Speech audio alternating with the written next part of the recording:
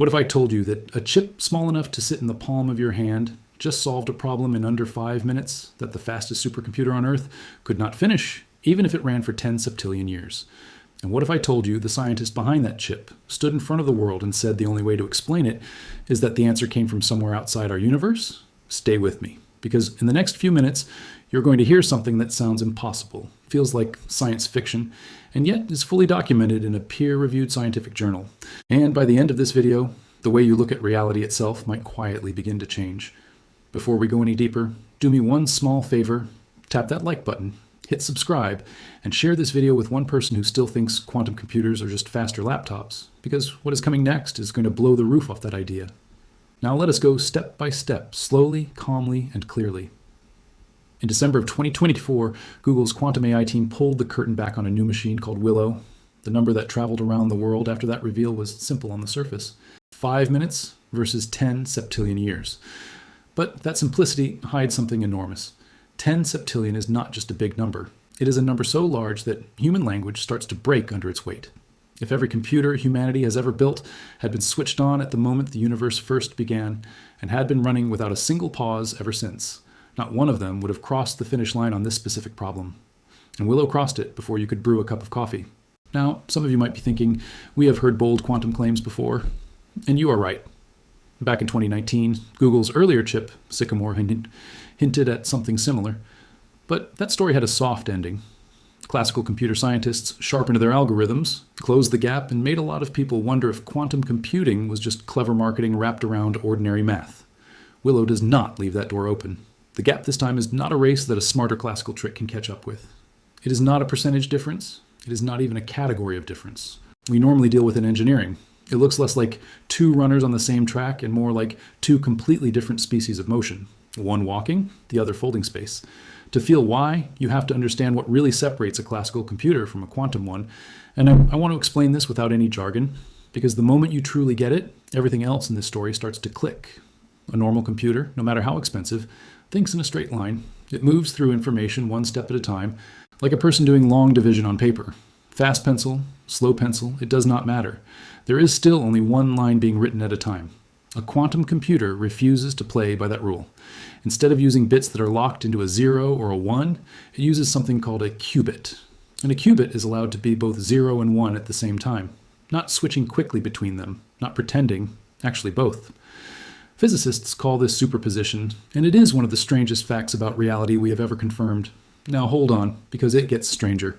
When you take two qubits and link them together in a specific way, something called entanglement, they stop being two separate things. They become one connected system, and changing one instantly affects the other no matter how they are arranged. Add more qubits, and the number of possible states the system can hold does not just grow. It explodes. By the time you reach around 100 qubits, which is roughly where Willow sits with its 105, the number of possible arrangements this little chip can juggle in one moment is larger than the total number of atoms in the entire observable universe. Read that again, slowly. A chip you could hide behind a coin, cooled to a temperature colder than the empty depths of space, is somehow handling more possibilities than there are atoms in every star, every planet, every galaxy we can see in every direction. And that is where a question starts to whisper in the back of your mind. A question that makes physicists uncomfortable at dinner parties. If a classical computer does its work inside the transistors you can point at with your finger, and if a quantum computer is somehow keeping track of more states than there are atoms in reach anywhere in the universe, then where, physically, is that work actually happening? It cannot be sitting inside the chip alone. The chip is made of a limited number of atoms, and that number is nowhere near enough. So where does the extra computation live? This is the exact moment where physics stops feeling like an engineering discipline and starts brushing against philosophy. And I know that word makes some people roll their eyes, but stay with me. Because a real scientist at a real company just answered that question in a way that shook the field. Since the 1950s, there has been an idea sitting quietly at the edge of quantum theory. It was first put forward by a physicist named Hugh Everett, and later developed further by David Deutsch, one of the founding minds behind quantum computing itself. The idea is called the many worlds interpretation. It says that every time a quantum event happens, reality does not pick one outcome and throw the others away. Instead, every possible outcome actually plays out, each in its own separate branch of existence. Most people meet this idea through movies about time travel, comic book multiverses, or late-night conversations that go a little too long. But a real and growing group of serious physicists treat it as a genuine description of how nature might actually work, not just a fun thought experiment for a Netflix script. And under that interpretation, a quantum computer is not really performing magic. It is quietly spreading the work of a calculation across an unimaginable number of parallel branches of reality, and then folding the results back into one clean answer that appears on the screen in your lab. Now here is where the story cracks wide open. Hartmut Neven, the founder of Google's quantum AI division, did not tiptoe around this idea. In the same blog post that introduced Willow to the world, he wrote something that made a lot of physicists spit out their coffee. He said that Willow's performance made the most sense. If you accept that the calculation had, in his own words, borrowed computation from parallel universes. He said the result gives real weight to the idea that we are living inside a broader multiverse, and he pointed directly to Deutsch's earlier work as the foundation for that claim.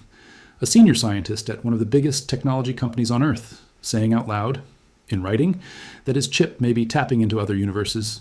Take a breath here, because this is the kind of sentence you do not hear from serious researchers unless something extraordinary has happened in the lab.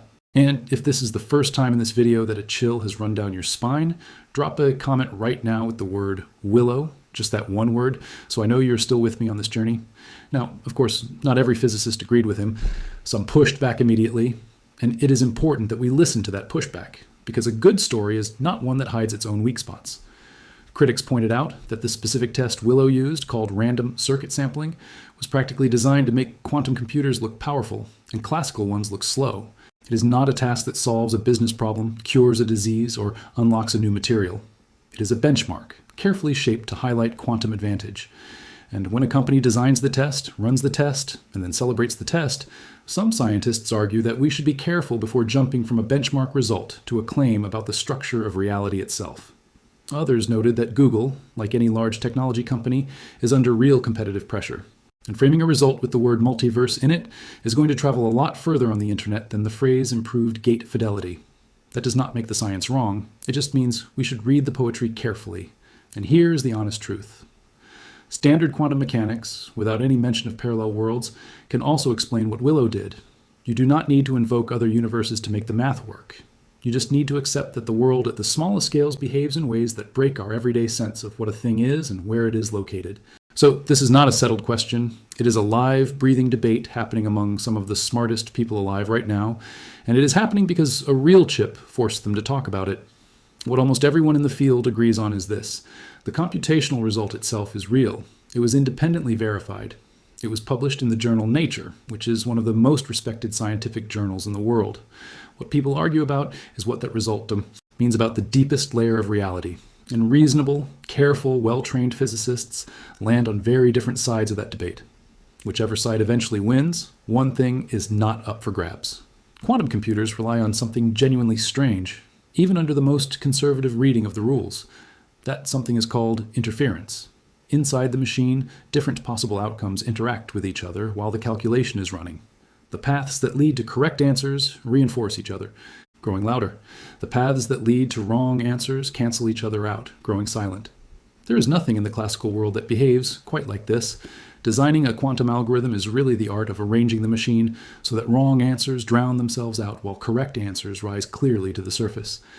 Under the many worlds view, this interference is described as a soft overlap between different branches of reality. Not communication, not messages, not signals. Just a whisper of shared math between neighboring versions of what could be. Willow does not prove that. Nobody is claiming that Willow opened a door. Nobody is claiming you can step through it. Nobody is saying you can send a text message to another version of yourself. What Willow does is take a question that used to live only in dusty journals and long conference talks and place it directly on a lab bench in front of a machine that hums, cools, and calculates. And once a question sits on a lab bench, it stops being philosophy. It starts being physics. Now, here's the part that most videos about Willow completely miss, and I want to make sure you do not walk away with just the flashy headline. Because buried underneath the multiverse story is a second achievement that might matter more than any parallel universe claim ever will. It has nothing to do with other realities. It has to do with mistakes. Quantum computers are famously fragile. A tiny vibration, a small change in temperature, a faint whisper of an electromagnetic wave, any of these can knock a qubit out of its delicate state and ruin an entire calculation. Scientists call this decoherence. And for about 30 years, Decoherence has been the wall standing between quantum computers as interesting laboratory toys and quantum computers as tools that can actually change the world. Now, if you have made it this far, you clearly love the deep stuff, so pause for a heartbeat and do this one small thing. Smash the like button, share this video in a group chat with someone who loves science, and drop your thoughts in the comments so this story can reach more curious minds like yours. Every share pushes this deeper into the world, and every comment tells the algorithm this matters. Now let us go back to the story. Traditionally, adding more qubits to a system makes the error problem worse, not better. It is like trying to keep a stack of soap bubbles alive during an earthquake. The more bubbles you add, the more ways things can pop. So when Google's team scaled Willow up, everyone expected the errors to climb. Instead, they fell. As Google added more physical qubits and arranged them into what are called logical qubits, the total error rate went down. Not slightly, not linearly, exponentially.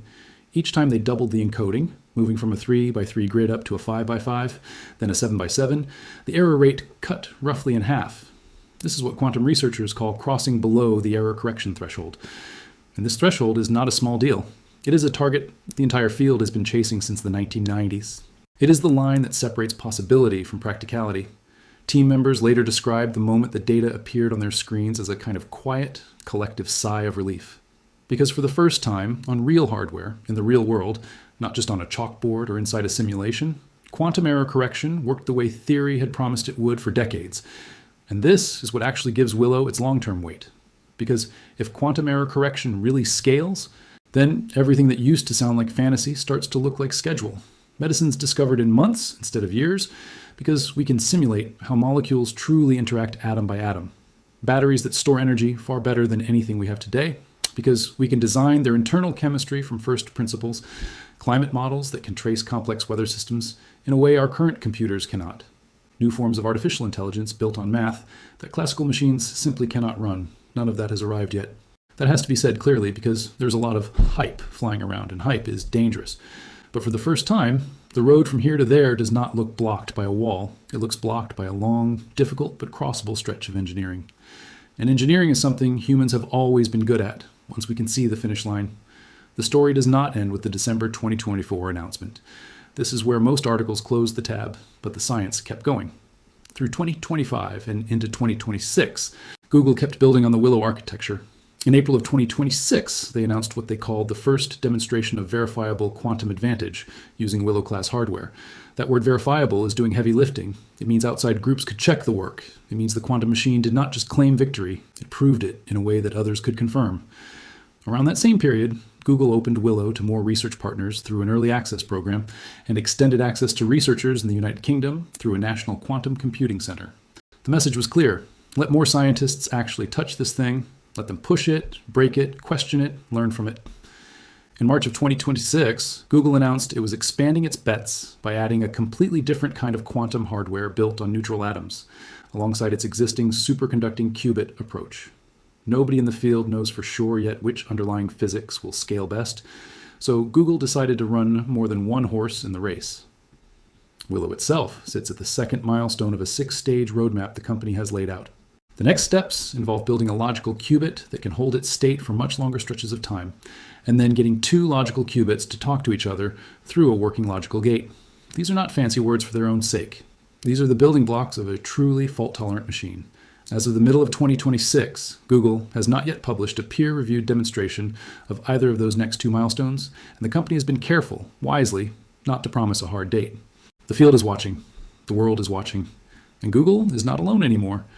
IBM has been marching forward with its own processors, including a 120-qubit chip called Nighthawk, aimed at reaching practical quantum advantage on real problems by the end of 2026. National research programs in China, Canada, Germany, and Japan continue to invest deeply, each exploring a slightly different physical approach. Some are using trapped ions, some are using particles of light, some are using cold neutral atoms. Nobody agrees yet on which method will win, but everyone agrees that the race is now real. Venture capital, which used to treat quantum computing like a slow, distant dream, has begun pouring in with new urgency through 2025 and into 2026.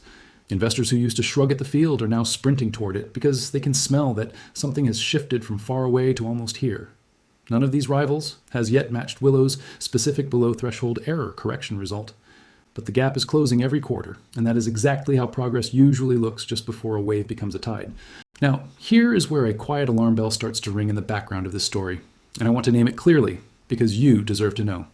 Most serious security researchers who track this field still place the moment when quantum computers become powerful enough to break today's standard encryption somewhere in the early 2030s. They call that moment Q Day. It is not tomorrow, it is not next month, but it is not 100 years away either. And what that means is simple. Every password you use, every bank transaction, every private message, every medical record, every state secret, all of it is protected by math that a truly powerful quantum computer could eventually unlock. Governments know this. Big companies know this. The scramble to build new encryption that even a quantum machine cannot crack has already begun. Willow did not cause Q Day. But it made Q Day feel a lot less like science fiction and a lot more like a date on a calendar we cannot yet see. And by the way, if this idea just hit you like a soft punch, take 1 second and do something for me. Turn on the notification bell. So you do not miss the next video, because the story of what quantum computing is doing to encryption is coming up soon. All right, back to the deeper picture. Even if you leave the multiverse claim to one side, the underlying physics of what Willow is doing is strange. A classical computer is a machine of certainty. Same input, same steps, same output, every time. You could, in principle, trace its work with a pen. A quantum computer is built on top of uncertainty at the deepest level of nature we currently understand. And instead of trying to remove that uncertainty, it uses it as fuel. It turns the strangeness of reality into a resource. Humans have done this before, and that is worth remembering, because it takes a little of the fear out of the story. We used fire long before we understood combustion, and we built ships that sailed the wind long before we mapped the physics of lift. We ran wires through cities and powered lamps long before we truly understood what an electron was. In every case, we found the tool first, and the full explanation followed later, sometimes centuries later. Quantum computing may be walking that same path once more, except this time, the thing we are learning to use is something as fundamental as superposition. Properties of reality that some serious physicists genuinely believe may only make full sense if our universe is not the only one that exists. Willow does not prove that. Let me say it one more time, clearly, because I do not want you to walk away with a wrong idea in your head. It does not prove the multiverse. Anyone who tells you otherwise is selling something. What it does do is take a question that used to live only in equations and place it in front of a real device, cold as deep space, small as your palm, humming with results that are hard to explain with one universe. Throughout history, we have understood reality better, not by thinking harder, but by building better tools. Galileo did not sit in a chair and imagine that the Earth was not the center of everything. He built a telescope and pointed it at the sky. Van Leeuwenhoek did not deduce that a drop of pond water was full of living creatures. He ground a lens, looked through it, and saw them wriggling. Particle physicists did not guess that solid matter is mostly empty space. They built accelerators, smashed things together, and watched what came out. Tools have always led the way. Willow may be another tool in that long, humbling line. A tool that hints that reality might not be a single thread. It might be something more like a vast, branching tree, with our current moment sitting on just one leaf of something enormous and older than any story. So the next time someone tells you quantum computers are just faster versions of the machine on your desk, you can smile gently and know better. This is not a story about smaller transistors. It is not a story about clever new code. It is a story about a machine pressing against the walls of the universe. A machine whose lead scientist has publicly, in writing, argued that the cleanest way to explain its power is to accept other realities. A claim that is still up for debate, still under fire, still not proven but no longer laughable. And whether that claim eventually stands, falls, or transforms into something even stranger, one thing is already true. The line between engineering and the deepest questions about what reality actually is has never been thinner than it is right now. So let me leave you with a thought before you go. For most of human history, we believed we were the center of everything. Then we learned we were one planet among many, then one star among billions, then one galaxy among trillions. Each time, a tool humbled us, and each time, we grew from that humbling. Willow may be the next tool in that long story. And if it turns out that our universe is only one of many, that does not shrink you, it does the opposite. It means the thoughts running through your mind, the choices you make, the life you're building, all happen on one specific thread of a vast fabric. And you are the one living it. Not a copy, not a version. You. So keep watching, keep questioning, keep learning. The next headline you read about quantum computing will not be background noise anymore. It will be a chapter in the biggest story humanity has to tell. And now that you have made it this far, you are officially part of that story with me. If this video made you feel something, made you think, then hit that like button one more time, subscribe if you have not yet, share it with someone who needs to hear this, and tell me in the comments, do you believe we live in the only universe there is, or do you feel deep down that there is something more? I will be reading every answer.